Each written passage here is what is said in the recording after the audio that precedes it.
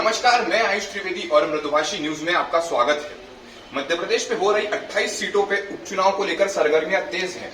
इसी को लेकर जो सबसे प्रमुख सीट जो प्रदेश में ही नहीं बल्कि पूरे देश में चर्चा का विषय बनी हुई है वो है सांवेर सीट। इसी को लेकर जो सत्ताधारी दल है भारतीय जनता पार्टी, उसने किस प्रकार की तैयारियां की है, आइए आपको दल का जायजा दिलवाते हैं और जो वॉर रूम बनाया है भारतीय जनता पार्टी ने उसकी कुछ महकमियां आपको दिखाते हैं। हमारे साथ मौजूद है भारतीय जनता पार्टी के कुछ वरिष्ठ नेता और प्रवक्तागण। हमारे साथ मौजूद है बीजेपी के प्रदेश प्रवक्ता उमेश शर्मा जी। सर, सबसे पहले तो ये बताइए कि चुनाव को लेकर जो तैयारियां चल रही है वो किस प्रकार की चल रही है, क्योंकि भारतीय जनता पार्टी के सारे नेता फील्ड पर हैं अभी तो फिलहाल।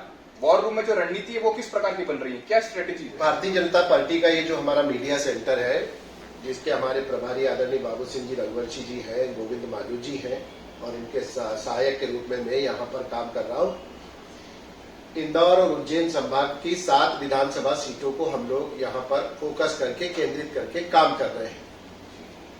भारतीय जनता पार्टी की चुनावी तैयारियों का जहां तक प्रश्न है, भारतीय जनता पार्टी किसी भी चुनाव के लिए प्रतिक्षण तैयार है, क्योंकि भारतीय जनता पार्टी की संगठन की अपनी जो कार्य पद्धति है और जो कार्य रचना है वो इस प्रकार की है कि यहाँ पल प्रतिपल कार्यकर्ता का प्रशिक्षण भी होता है और कार्यकर्ता तत्पर भी होता है, कार्य की सन्निधि में लगा भी होता है। तो पन्ना प्रभारी तक भारतीय जनता पार्टी के प्रत्येक विधानसभा पर है। हमारी युवा मोर्चे की स्पेशल 11 काम कर रही है, भारतीय जनता पार्टी की बूथ की टोलियां काम कर रही हैं। तो सातों ही विधानसभा पे भारतीय जनता पार्टी संगठनात्मक रूप से कांग्रेस पार्टी से 4 कदम आगे है और चुनाव के प्रचार की दृष्टि से भी भारतीय जनता पार्टी कांग्रेस पार्टी से बहुत ज्यादा आगे खड़ी है। सर, एक सवाल और कि जैसे कि बीजेपी को कहते हैं कि एक संगठन की पार्टी है, कार्यकर्ताओं की पार्टी है, वहीं कांग्रेस में एक व्यक्ति विशेष चुनाव लड़ रहा है। दोनों ही जो उम्मीदवार हैं वो बड़े ही धाकड़ हैं। तो आपको क्या लगता है व्यक्ति विशेष में कौन आगे है, तुलसी सिलावट या प्रेमचंद गुड्डू? मैंने कहा ना कि भारतीय जनता पार्टी एक विचार आधारित राजनीतिक संगठन है। यहाँ व्यक्तियों का महत्व इतना अधिक नहीं होता है। हम सब लोग एक विचारधारा के लिए काम करते हैं, वैचारिक अधिष्ठान के लिए काम करते हैं। और जो आपका मूल प्रश्न है, निश्चित रूप से तुलसी सिलावट जी अपनी विनयशीलता के चलते, अपनी लोकप्रियता के चलते और वे निरंतर 1985 से अभी तक लेकर सांवेर में सक्रिय है। प्रेमचंद गुड्डू जी का तो सांवेर विधानसभा में 22 वर्ष बाद आगमन हुआ, तो उनके साथ जो सबसे बड़ा संकट है, एक तो उनकी भाषा शैली बड़ी अभद्र होती है और 22 साल बाद आए हैं तो कार्यकर्ताओं के गंभीर संकट से वे जूझ रहे हैं। आप भारतीय जनता पार्टी के कार्यकर्ता हैं जी, आपके हिसाब से बीजेपी को 28 में से कितनी सीटें मिलेंगी और क्यों? मेरे हिसाब से तो 28 में से 28 मिलेगी जी। क्यों, ये मैं बताता हूँ। इसलिए कि एक तो धोखेबाज सरकार से मुक्ति हुई है, दल बदल करके नहीं आए, वो दल छोड़ कर आए। उन्होंने अपनी विधानसभा से मंत्री पद से त्यागपत्र दिया था, लेकिन अपनी सहूलियत के हिसाब से आए ना। नहीं, सहूलियत कैसे होती? जिसके 350 वर्ष जो है वो अपने विधायकी के और मंत्री पद के कायम हो और वो उसका भोग कर रहा हो, वो छोड़े तो त्याग है कि सहूलियत है? आप गलत बोल रहे हैं। हाँ भैया, प्रणाम भैया। वैसे ही ज्योतिरादित्य सिंधिया ने 1 साल, मतलब जब उन्होंने पार्टी छोड़ी उसके 1 साल पहले से संकेत दे दिया कि वैचारिक रूप से वो राहुल गांधी और सोनिया गांधी के साथ नहीं है, क्योंकि 370 हटाने के मामले पे उन्होंने भारतीय जनता पार्टी के कदम का समर्थन किया। सीएए के मामले में उन्होंने भारतीय जनता पार्टी का समर्थन किया था राहुल गांधी के बगल में बैठते हुए।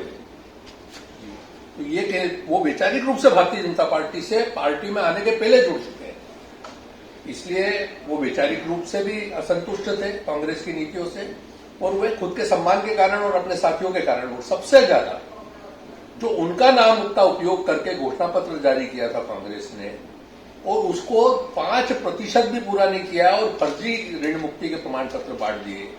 50,000 करोड़ के कर्जे के एवज में 6,500 करोड़ रुपया बैंकों में जमा हुआ है और उन्होंने कह दिया कि कर्ज माफी हो गई है, तो अब भारतीय जनता पार्टी की सरकार को करना पड़ रही है हर महीने।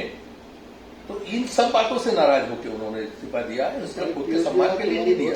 और साल 1.5 साल 2 साल पहले से चल रहा था जब 370 के संबंध में उन्होंने अपनी राय व्यक्त की थी। सर, मेरा आपसे सवाल ये है कि सांवेर का चुनाव किन मुद्दों पर लड़ा जाएगा, स्थानीय या जो राज्य के मुद्दे हैं बयानबाजी उन पर लड़ा जाएगा? उस पर कर दे ट्विटर पे हम बयानबाजी पर कागजी मुद्दों पर चुनाव नहीं लड़ते, जमीनी सच्चाइयों पर चुनाव लड़ते हैं और वो चुनाव विकास सुशासन पर हम चुनाव लड़ रहे हैं। हमारा एक ही एजेंडा है। हमारे कितनी सरकारें भारतीय जनता पार्टी की पूरे देश भर में उनका एक ही एजेंडा है, विकास और सुशासन। जिसके पास कुछ कहने को नहीं होता है वो ये इस तरह की जुमलेबाजी, मुद्दे और ये कागजी नाव चलाते हैं, हम ऐसा नहीं करते। सर, पिछले दिनों साधु और शैतान का मुद्दा काफी तूल पकड़ रहा था, जिसको लेकर बीजेपी ने प्रेस कॉन्फ्रेंस भी कही थी। तो ये क्या विकास के मुद्दों पर ऐसे मुद्दे हावी होते हैं क्या? अल्पज्ञानी लोग इन सब बातों पर एक मुद्दा बनाते हैं और शिकायतें करते हैं। उनको ये नहीं मालूम कि अभी चुनाव की प्रक्रिया शुरू नहीं हुई है, तो ये झूठी चुनाव आयोग को शिकायत करने के बाद जवाब तो देना ही पड़ेगा उसका। और कांग्रेस, हम तो साधुता के साथ काम करते हैं, शैतानी तो कांग्रेस करती है। हमने कांग्रेस को टारगेट किया और कांग्रेस में रहने वाले सब लोग शैतान। अंतिम सवाल सर, कितनी सीटें आएंगी? 28 में से कितनी सीटें? 28 सीटें। पूरा आश्वस्त हैं आप? पूरा। कौन से ऐसे 3 प्रमुख मुद्दे जो 28 के 28 सीटें आपको ऐसा लग रहा है कि हमने स्वीप कर जाएंगे?